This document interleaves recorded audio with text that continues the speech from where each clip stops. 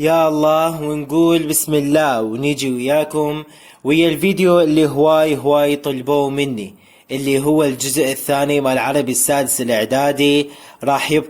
راح ينحذف. اذا ما انحذف ايش راح نسوي؟ هل هو صعب؟ هل هو مادة طويلة؟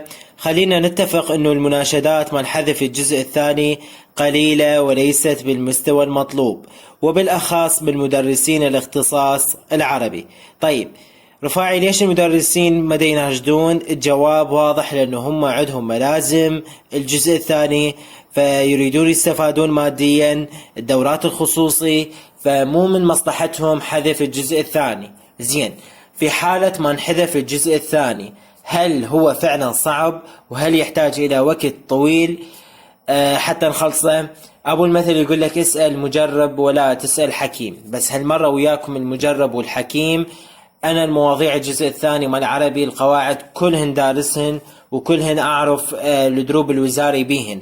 الاصعب الجزء الاول اصعب من الجزء الثاني.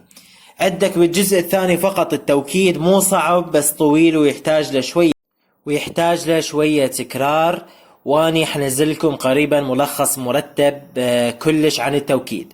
وطبعا النفي والاستفهام نزلته اني لكم بفيديو قصير جدا راح اخلي لكم اياه باول تعليق للي يريد يشوفه.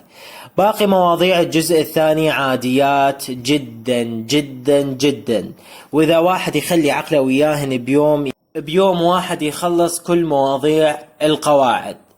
فلا تظلون مهمومين وشايلين هم الدنيا فوق راسكم. الجزء الثاني ما بيه اي صعوبة نهائيا. انحذف خير على خير، ما انحذف فهو الصراحة يفيد الطلاب الضعيفين بالعربي، يقدرون يجمعون درجات بيه. اما السجاجة فاكيد يناسبهم الحذف. هاي بالمختصر، وباول تعليق ان شاء الله راح اخلي لكم الفيديو شلون ضبطون الادب بطريقتي الخاصة مع مواضيع الاستفهام والنفي. اتمنى لكم كل التوفيق حبايب، ولا تنسوا والدي